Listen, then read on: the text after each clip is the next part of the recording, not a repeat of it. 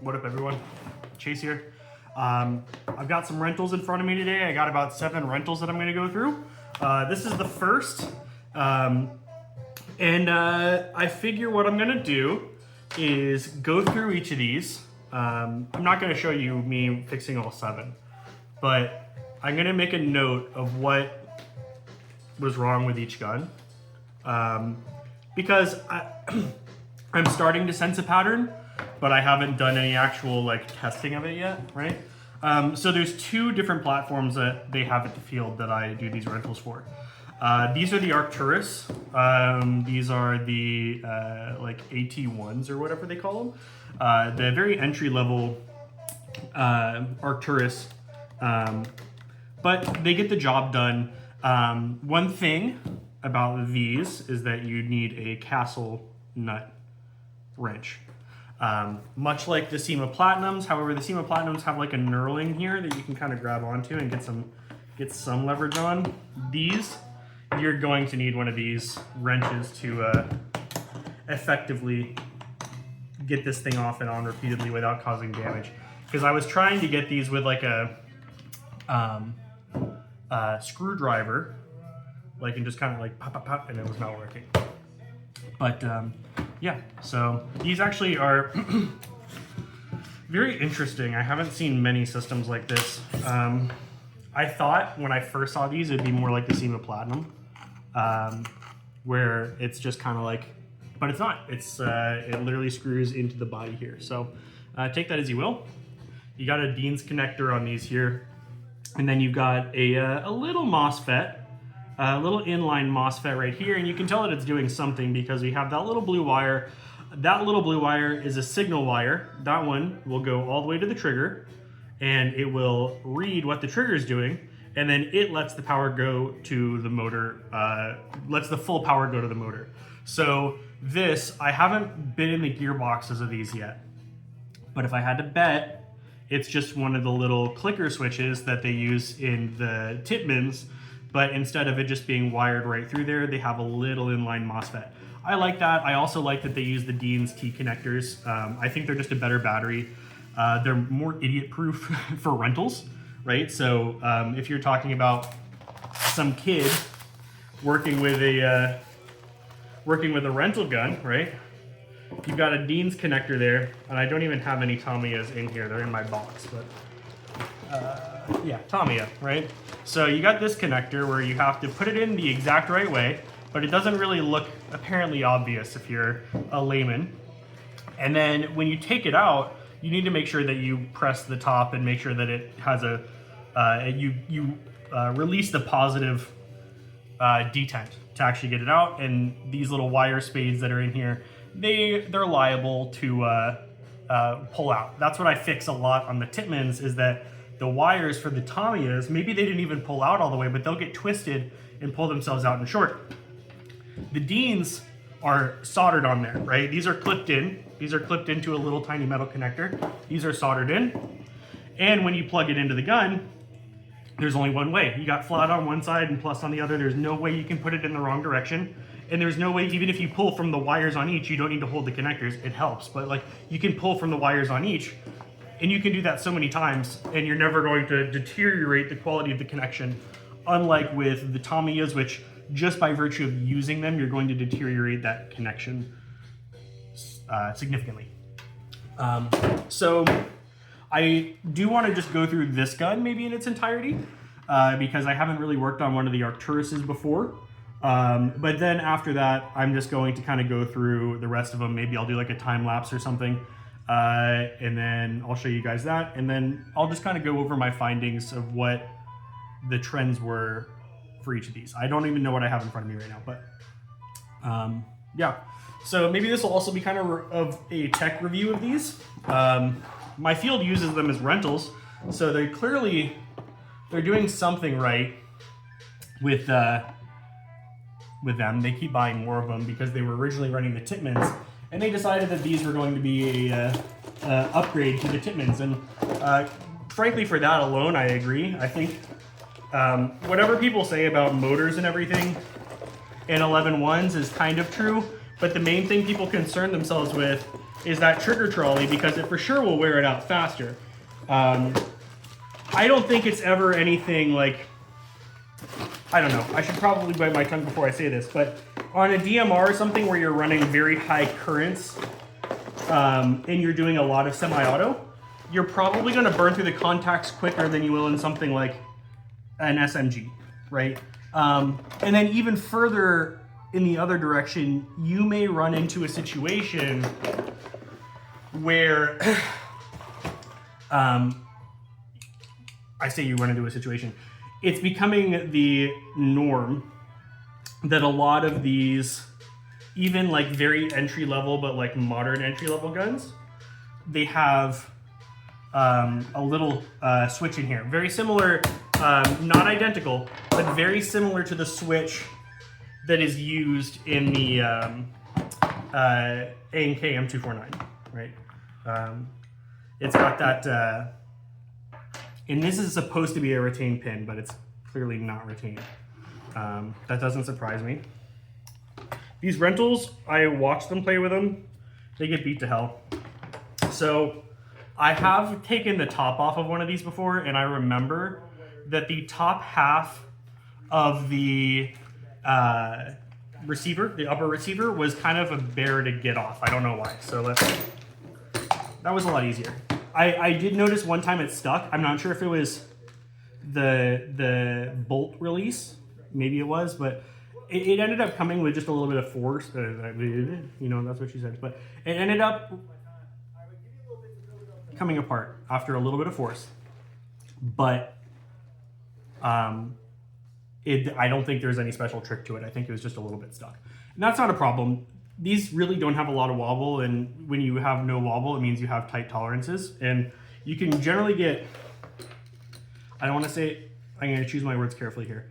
You can get a leeway with tolerances in the positive direction with polymers that you can't get with metals, right? So if you make this receiver right here, or like these little channels, if you were metal, you need to be on the like far end of your tolerance, right? Because if you're too far in, metal on metal is simply not going to move, right?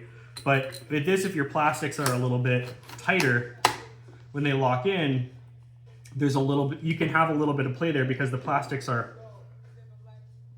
plastic, like actually, like I mean, like the material definition, they're plastic, right?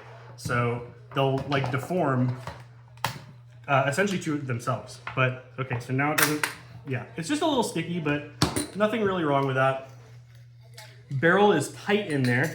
I would not be surprised if there's an O-ring.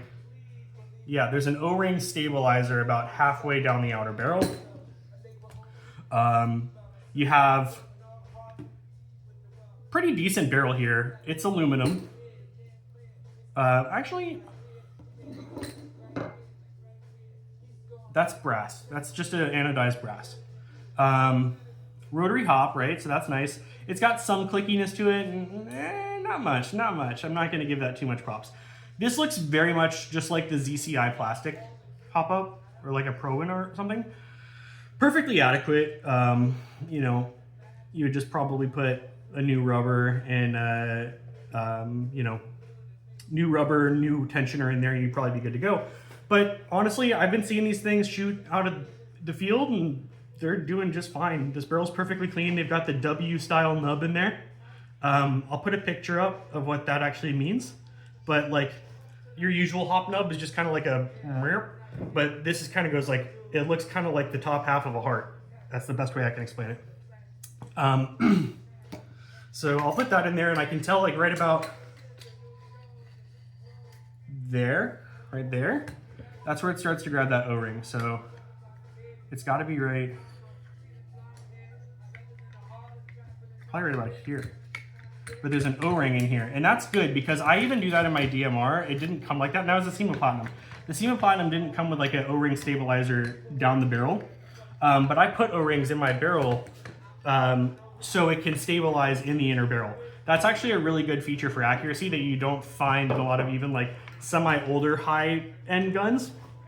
I think that that's really cool that the Arcturus does that at, you know, a rental price point. That's something you really don't see very often. Like that barrel is like, it has no play in there. And what can I say? I'm thrilled. That's actually really nice. That explains a lot of the consistency that I've been seeing and being on the receiving end at the field with these. So I'm gonna put my upper over here, and we'll get into the lower receiver here. So you can tell this is a rental and it hasn't really come to me before. I don't recall, like I said, I've never been in these, but I've been around them. So I guess the first thing you can see in the gearbox, there's a little viewing window right there. So you can check your PME right there, and I can see where I am at the cycle. There's these triggers that I see in the Tippmanns all the time. We'll get in there and I'll show it to you. But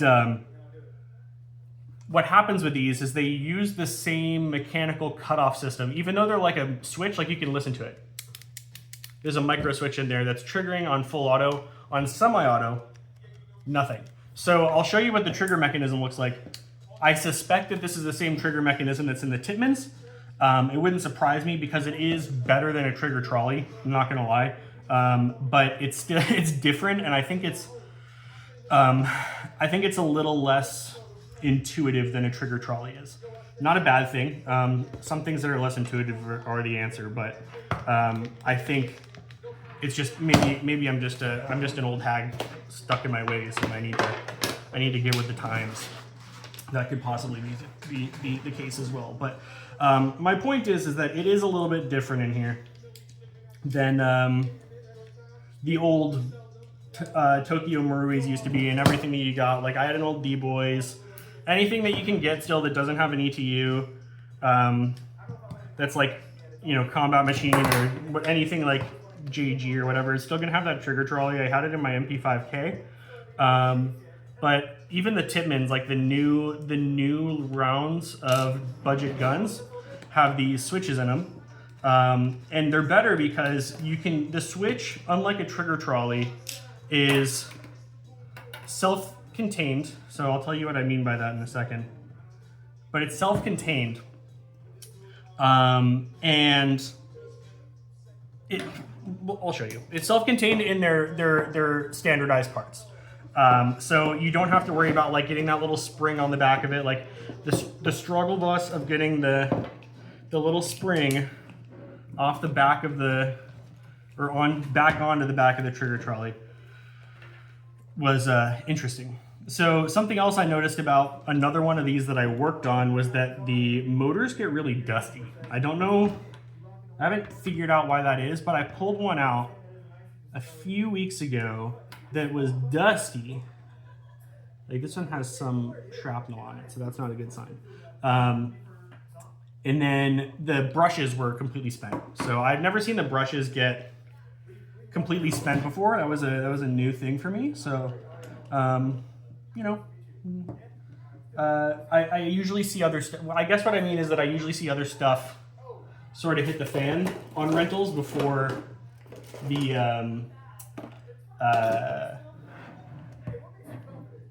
motors start giving out, you know? Like usually it'll be like, oh, the gears will jam, or like they'll lose teeth. Like usually it's either, it's usually the bevel gear. The bevel gear usually will just kind of like, something will seize up higher up, and then the motor was probably already out of height, like out of height spec. And then it just kind of kept going enough to where it could maybe like chip a gear, because the motor is dumb, right? Like the motor in these are dumb because they're just literally getting power. It's not like an ETU that you would have like a Gate, or even like a lot of the stock ones that, you know, ship with like E-shooters or Arcturuses or whatever. A lot of those will have a like a current limiter, right? So if they call it a smart fuse, where if it detects a certain amount of currents being requested that the motor's like seizing up, it won't go. And then brushless motors even have something in themselves that's like an anti-seize type of deal, right? But sometimes with those dumb ones, they'll just keep going, and then it's obviously a kid who's never played before using it, and so they hear a weird noise and they keep jamming on the trigger, trying to make it work in the field. And you know, I don't fault them for that, but it definitely makes it worse. So if you ever hear weird noises, stop. Like, just don't do anything. Especially if you're like, I don't know what that noise means. Sometimes, like, I'll come up to someone and they're like, my gun made a, or like they'll come up to me and they're like, my gun made a weird noise, and I'm like, okay, well, what did it sound like? I don't know, it kind of went. And I was like, all right, let's run it back, because if it's making a weird noise, the damage is already done, and you can do more damage to it if you keep trying. But usually I can get a better diagnosis if I hear what that sound was, you know, like even once I'd be like, okay, like that sounds probably coming from this. Like even different, like different gears make a different sound when they jam too. Like I don't know how to describe it, but like, you know, you'll hear different things happening depending on which gear is broken or jammed or whatever. So right now we're pretty much at the end of this. Everything was bog standard on the way down. Last thing I really need to do is get this mag or bolt release out, and then the final pin. Disassembling these, not that big of a deal what order you do it in. Reassembling it, super big deal what order you do it in, all right? So when you reassemble these, and we'll get to that on the other side. This goes for anything. This is really a DMR, like, I don't want to say nitpick, but like a peeve. But, okay. So that actually just came right out. That's still locked in. So there's essentially the thing that the bolt goes through, or the mag release goes through right here. I was going to say the bolt from the mag release bolt goes through. Has the little detent thing above it here. So this piece comes out of the other side. This is literally identical to the Tippmann so far. There's two little springs in here that are in theory retained that will bounce this piece up and down. So you want to make sure you put that off to the side. And then this right here, there's literally just a little pin that this just levers across right here. So it's best to do it with a hook, or like a hook pick. So you got to find which way they put it in. But you know what I mean. Like, it has knurling on one side and not another, so you want to put knurling side out first. Let me see here. Maybe I'll do this. Put this right here. Yep. Sometimes it needs a little bit more force, so I just took my hex key that was for the buttstock, or the, what am I saying, dude? For the motor grip, and hammered that through there, and I took the pin out. So then this piece just comes out, and this is what it looks like. This one is a two-parter for some reason. Don't ask me why, but that piece kind of like indexes in there for some reason. They're usually just a solid piece. I don't know why that's machined in two separate pieces. If they were running the ambi selector on this, which I don't even think it runs ambi usually, like this is usually just like a like puck in there, right? This is literally just like it's a little half moon, I think. It might be, yeah, it's a little half moon. So, or a cam, I should say. And then the rest of the gearbox won't come out until the spring guide comes out, I suppose. That's what it is looking like. So that is a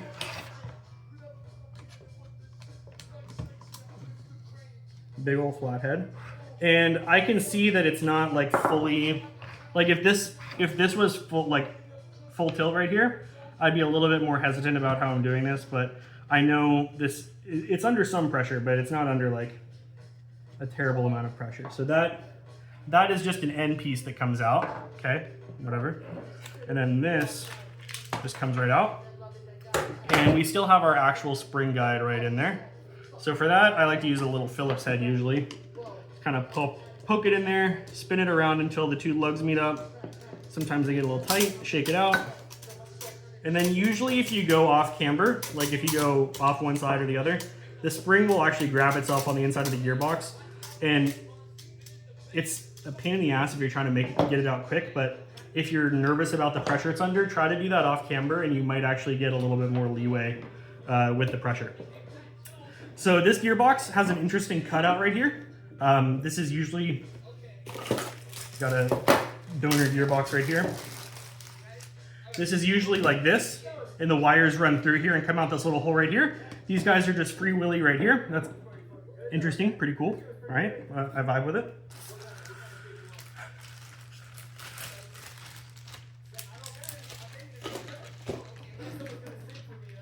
All right, so let's start getting this thing apart now.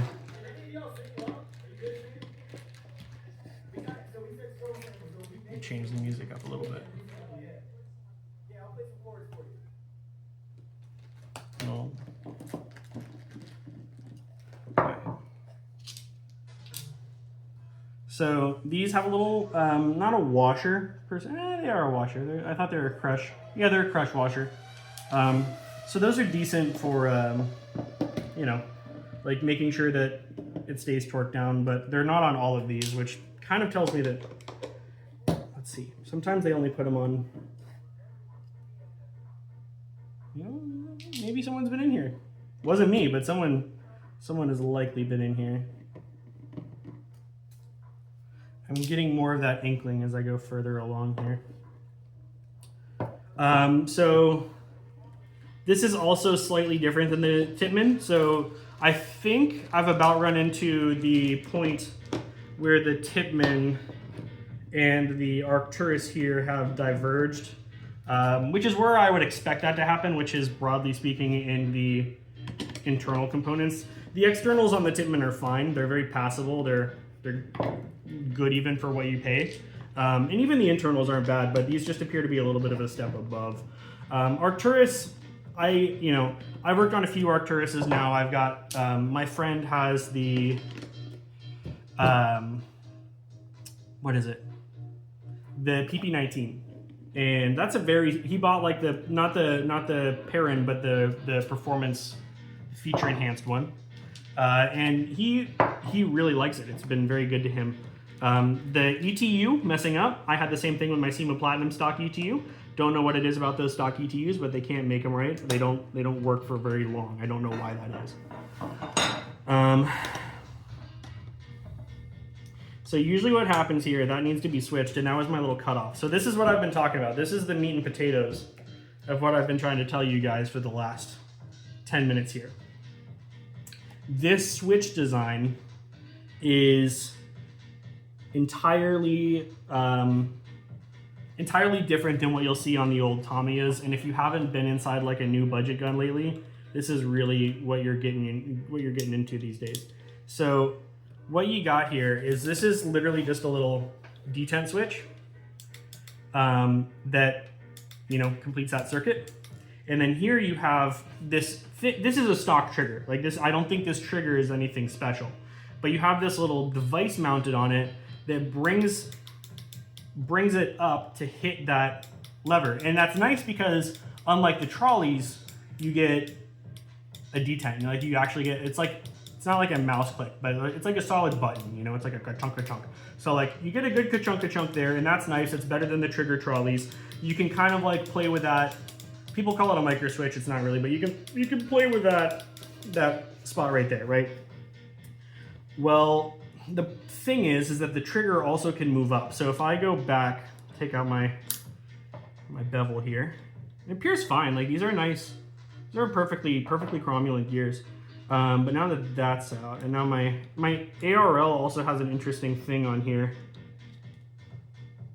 where, in a second, I'm trying to get it around the other side. The ARL has an interesting little sleeve on it. And I like that because it kind of, one of my woes with my ARLs usually is that they really need to be like locked in.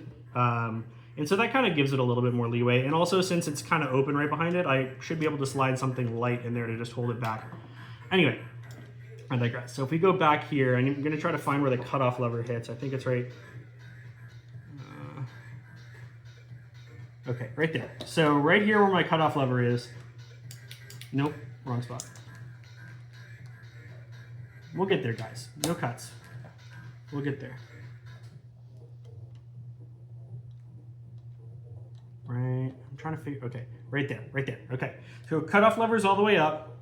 It actually hits a little ramp down here, and it hops the lever over top of the button so it doesn't hit it.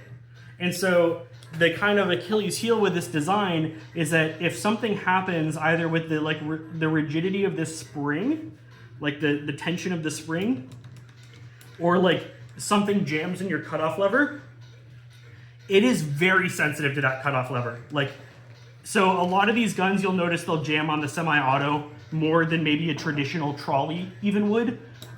So like now it works perfectly fine. So I suspect that may have been what was mostly wrong with this gun. I just wanted to go in here as kind of a review for you guys and show you what was going on. So that's the trigger mechanism. The gears seem identical, really, to the ones that are in the Tippmanns. They're fine, you know. They might have a better formula for their metal, for their alloy. That wouldn't surprise me because, like I said, the first thing I've really seen. The first thing I've really needed to do on these Arcturus has been the motors, and like I think I had a maggot or a squib load in one, which is just like the barrel got jammed, right? Compression, pretty solid on these, honestly. Like I really don't have anything bad to say about these Arcturuses, really. I didn't have much to say about the Tippmanns. I think, you know, like I was alluding to at the beginning, I think maybe I'm just old man yelling at cloud a little bit with the new design here, that I don't find it as intuitive as the trolleys, but I think they're simpler. But my brain with this thing, if it's like jamming weird, like if I look like that, if I look at a trigger trolley interacting with the cutoff lever, I kind of like intuit what's going on. And with this, I'm like trying to figure out, like, my brain's doing like the weird thing, like Beautiful Mind, trying to figure out like spring tension and stuff. And I don't think it's, I think it's like, you know, don't overthink it's this. Anyway, let's get this thing back together and see what's going on, because everything in here looks fine. Everything's cycling fine. The compression's good. Tappet plate's moving. You know, she's moving. It's bending a little bit, but you know, it's all good. Nothing over here really strikes me as odd. ARL staying in place nicely. I love to see that. So this, what I'm gonna do, this is where a lot of people get tripped up, right? So what you want to do, you want to find what you're looking for on the top, right? So ideally, sometimes the anti-reversal latch is going to give you the most trouble. Other times it doesn't. So like right now, I'm actually like fine down here. So my ARL is giving me a little bit of hassle, but not much. I should just be able to kind of knock it in. And this is a bad example because this gun actually gave me a lot less headache than they usually do. But what I'll do is I'll shove a little pin down there. And now it's the bevel gear. So I'm going to knock that until I see it in the window. Yep, so that's locked in there.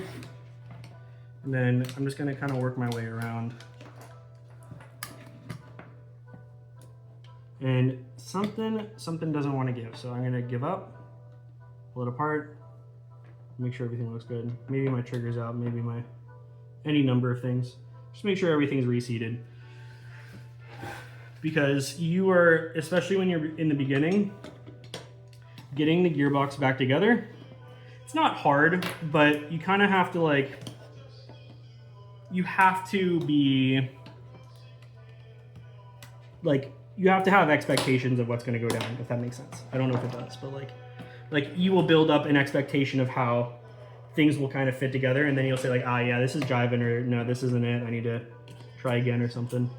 But these Arcturuses are new to me still, so I'm just kind of feeling around, seeing what gives. It's kind of like lock picking a little bit. You kind of want to look and move it around a little bit, see what's the least aligned and what kind of has the most space to make up. And then if you go to that and it's like loosey-goosey jiggly, it means it's not really close to going in the right spot. And then I can kind of see that it feels like it's like right here.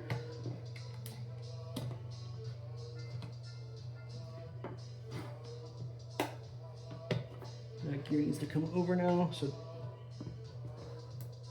that's in, okay. So now,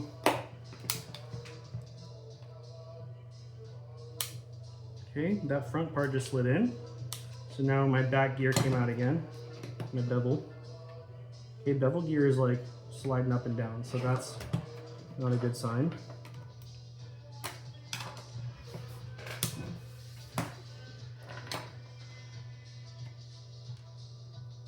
Come on, it's gotta be. Maybe it's my ARL. Maybe it is giving me a hard time. It's in the right place.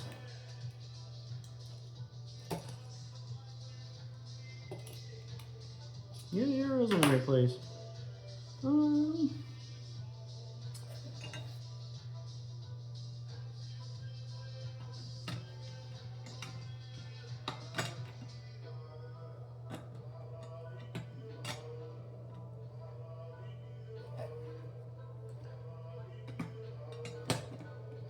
You almost want to go in from like motor side up with these, if that makes sense. Like I'm kind of starting at the bottom because I like to get this part sorted first. I really think it is my ARL. Okay, so that's in. So now we're in down there, so you can see that it's closer to the top. And then I just need to kind of work my way up and around. You know, there's something. I think I know what it is. Yep, okay.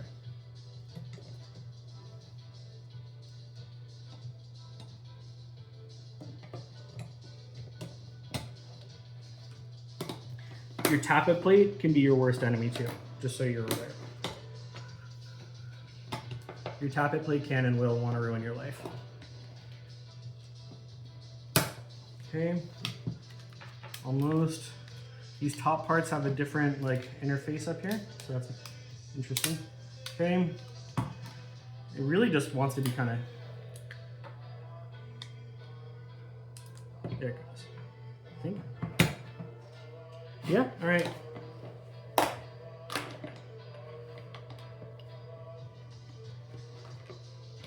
This is interesting. I've never had a gearbox fight with me this much. That's really not what you want.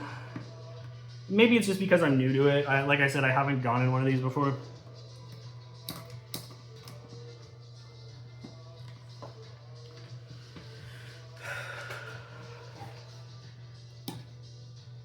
Top part's good. Back here's in all over. Not back here, it isn't.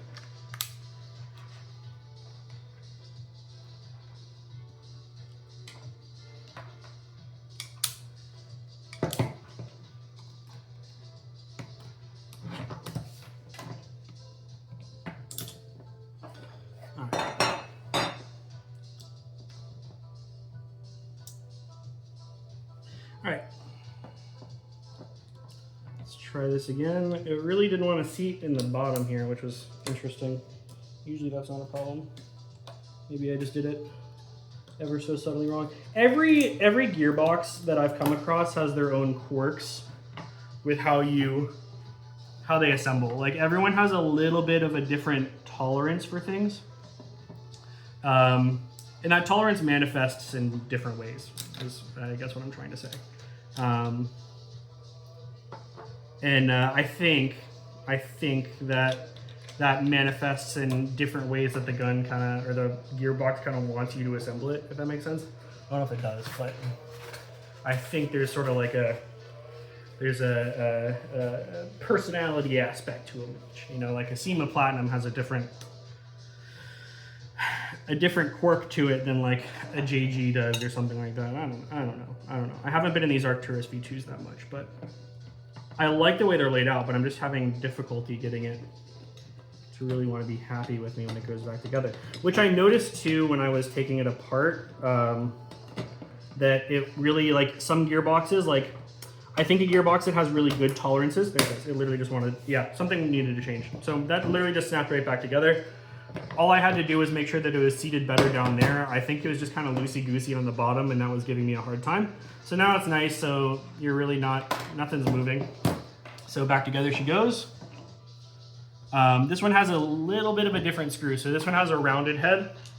The other ones have this sort of flat, recessed head. The rounded one goes in this front screw hole right there. Why it's different than all the other ones? Not entirely sure, but it is. The Tippmanns have two of those, one here and one here. This one only has the one right there. It's not altogether uncommon to see different screw types in a gearbox. I think it's actually less common to have like the same one all the way across. The only one I've seen that I've worked on that was actually like a uniform screw like style was the Gate Eon that I have in my DSG. That one, obviously the lengths are different for the top and the bottom, but they were all like the same, like just very simple, but very strong. Like they were tool steel screws. They were super strong and they had like a little hex head on top and simple as can be, but they got the job done and they're a delight to work with. So have no complaints about that. So right now it's going back together like a standard V2. I don't really see anything else going wrong with this. Pretty simple. We're just going to put it back together. What I'll probably end up doing, when I say probably, what I am going to end up doing, just putting it back together and see what's wrong with it. And then I'll pick up with you guys after I do all the repairs. I'll probably just do a time lapse for that and put that in here. But this is a very compelling platform. If you are looking to get into airsoft and you just kind of want like a simple, like reliable beater, I really think these Arcturus have a very compelling value proposition. Between the inline MOSFET, the trigger system, which I think is more easily worked on and parts are more readily available, but I find it less intuitive. Take that as you will. The fact that it has that system makes it better for the trigger replacement, even though I don't think you're going to need to run into replacing that trigger switch anytime soon. The motor, literally the exact same one. It's in the Tippmann. They have this like anodized blue housing and the same Chinese body. It's the exact same spring or motor that you get in that. But you know, the grip texture is a little bit nicer. Like they have a nicer mold for their grip. It has brass inserts that go in there, which is nice because that means you're not going to like strip the plastic out on the Tippmanns. It's just plastic in there, so you get better structural, you know, like component. They thought a little bit more about what went into it, and that really is spoken volumes by the O-ring and the outer barrel. That is actually like a very that's like a Proline DMR spec. Like that's the thing a lot of people don't even think about when you're talking about like inner barrel stabilization. That makes a really big difference, and I think it's manifest in this platform. So I don't know, you know, I'm not saying turn this into a DMR, but I'm saying you're going to get heightened accuracy out of this and like shot-to-shot consistency that you might not expect for something in its price range, and you might even see in some cases beat a higher end platform that has neglected that barrel stability, right? So like they may have a nicer hop up, they may have, you know, a nicer nub, they might be running like a better spring, better compression parts, but if they haven't stabilized that inner barrel, there's just an inherent like precision component that they're not going to have, right? So something to be said for that. But yeah, I'll probably just do that at the end. But if you're just here for the Arcturus review, then you can probably quit now. But if you want to see the tally, what all my repairs look like, then stay tuned. But that's it. Thanks. Bye.